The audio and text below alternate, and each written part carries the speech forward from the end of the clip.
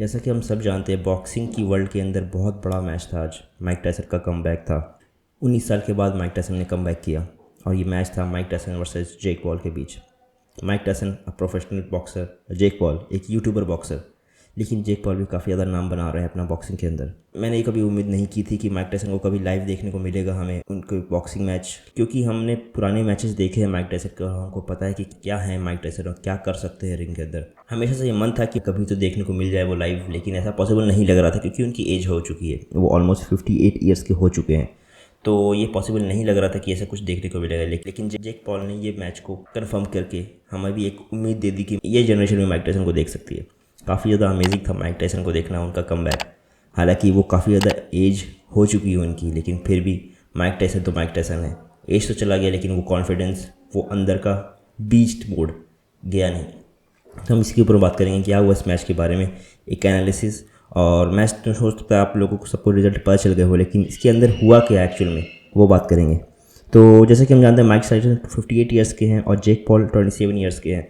तो ये match as के हिसाब से तो काफ़ी ज़्यादा अनफेयर था, क्योंकि हमें पता है कि पीक पे हैं जेक पॉल अपने, और माइक टायसन 19 साल के बाद खेलने आए हैं, जिन्होंने 19 साल से तो ट्रेनिंग छोड़ रखी है, उसके ऊपर से 58 साल के हो चुके हैं वो।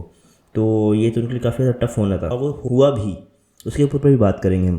तो वैसे तो ये मैच पहले ही हो जा रहा था, 20 जुलाई को ही होना था, लेकिन माइक टायसन की तबीयत ख़राब हो गई और उनको एक पेट में अल्सर हो गया था, जिसकी वजह से उनकी ट्रीटमेंट चल रही थी।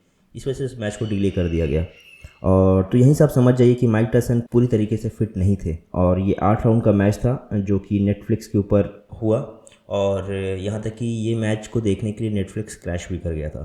तो आप समझ सकते हैं इसकी हाइप, और ये हाइप किस इंसान की वजह से हुई थी, माइक टायसन। उनका कमबैक ने नेटफ्लिक्स को क्रैश कर दिया। तो अमेजिंग था। मैच में कोई भी नॉकआउट्स देखने को नहीं मिले। इसमें स्कोर कार्ड पे विनर को घोषित किया गया और मैच के रिजल्ट्स कुछ 73 थे। जेक पॉल के 79 पॉइंट्स मिले, 73 पॉइंट्स मिले माइक टायसन को। इसके ऊपर बात करते हैं, इसके अंदर कितने पैसे मिले। तो जेक पॉल को इसके अंदर मिले $40 मिलियन और माइक टायसन को इसके अंदर मिले $20 to $30 मिलियन। तो इन दोनों ने तो अपना पैसा कमा लिया। आप सपोर्ट कीजिए नहीं कीजिए, इनको जो काम था इन्होंने अपना कर लिया। मैच के पहले काफ़ी ज़्यादा कंट्रोवर्सी हम लोग को देखने को मिली। माइक टायसन का रिस्पॉन्ड, जेक पॉल का रिस्पॉन्ड, उसके ऊपर माइक टायसन ने उनको थप्पड़ भी लगा दिया एक। तो पहला नॉकआउट तो वहीं दे दिया था उनको। और माइक टायसन धीरे धीरे लगने लगा था ऐसा कि वो उस एग्रेशन में वापस आ रहे हैं। एक चीज़ देख के काफ़ी ज़्यादा हार्ट ब्रेकिंग लगा। मैच स्टार्ट हुआ, 8 राउंड का मैच था, और मैच के साथ साथ हमें देखने को मिला माइक टायसन स्लो पड़ते जा रहे हैं, उनके रिफ्लेक्शन स्लो हो गए, वैसे नहीं है। और जेक पॉल लेकिन फिर भी डर डर के उनके साथ खेल रहे थे। जेक पॉल ने तो ये भी कहा कि उन्हें ये डर था कि माइक टायसन को हर्ट ना कर दे, क्योंकि उनको पता है कि माइक टायसन का अगर परफेक्ट प्रॉपर शॉट पड़ गया तो फिर तो मुश्किल है। और कभी कभी बीच में देखने को मिला भी, दोनों ने काफ़ी ज़्यादा सेफली खेलने की कोशिश की, लेकिन माइक टायसन बीच बीच में अपना एक लुक दे रहे थे, लेकिन उनका रिफ्लेक्शन काफ़ी स्लो है। काफ़ी ज़्यादा हार्ट ब्रेकिंग था ये ऐसा देखना माइक टायसन को। हमें उम्मीद नहीं थी कि ऐसा भी होगा, लेकिन हाँ, ये एज है जिस वजह से ये ऐसा हुआ। ये उम्र है उनकी, इसके वजह से। तो माइक टायसन स्लो थे। माइक टायसन कभी कभी वो मेज़र नहीं कर पा रहे थे स्पीड और रिफ्लेक्शन, वो देखने को साफ साफ मिल रहा था सारे राउंड्स के अंदर। तो ये चीज़ देख के काफ़ी ज़्यादा दिल तो दुखा, क्योंकि माइक टायसन को ऐसा देखने की आदत है नहीं।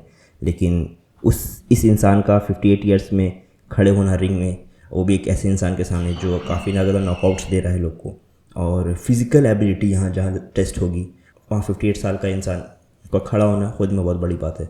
और माइक टायसन को हार या जीत या किसी नाम की ज़रूरत नहीं है, किसी टाइटल की ज़रूरत नहीं है। हमें सब पता है माइक टायसन कौन है, क्या कर सकते हैं, उन्होंने अपने प्राइम में क्या किया है। तो इसके ऊपर एंड्रू टेट ने बड़ा ज़बरदस्त बात की थी जब उनसे बोला गया था कि क्या वो माइक टायसन के साथ लड़ेंगे।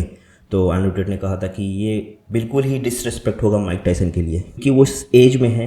एंड्रू टेट काफ़ी ज़्यादा जवान है अभी फ़िलहाल, तो ये उनके साथ अगर फाइट करेंगे तो ये डिसरिस्पेक्ट होगा एंड्रू टेट की तरफ से माइक टायसन को लेके। और वो माइक टायसन को बोलते हैं कि वो गोट हैं इस मैच के अंदर, और अगर prime Mike Tyson Andrew Tate के सामने लाए तो वो इनको बिल्कुल ही पहले राउंड में ही नॉकआउट कर देंगे। तो इस तरीके का रिस्पेक्ट दिखाया जाता है माइक टायसन को, और लोगों को पता है कि क्या है माइक टायसन। तो उनको जीत या हार से कोई लेना देना है नहीं बेसिकली। जेक पॉल ने काफ़ी ज़्यादा रिस्पेक्ट दिखाई माइक टायसन के सामने, और लास्ट में उन्होंने बता दिया कि क्यों है लीजेंड माइक टायसन, और क्यों उनके साथ रिंग में खड़ा होना उनके लिए बहुत बड़ी बात है। तो इसके अंदर हुआ क्या कि ये मैच जीत गए जेक पॉल, एनामियस डिसीजन से जीता।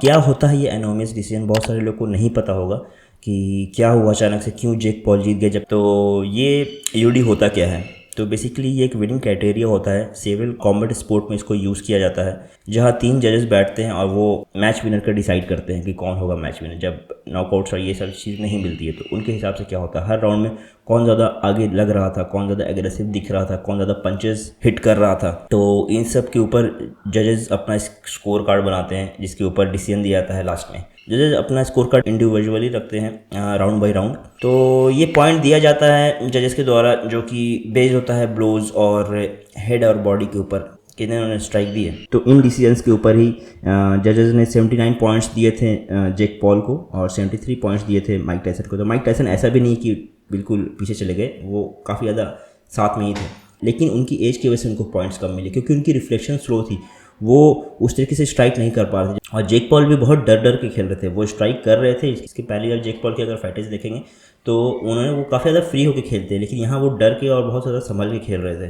तो यहाँ से एक समझ में आता है चीज़ की डर था ये माइक टायसन का उनके अंदर।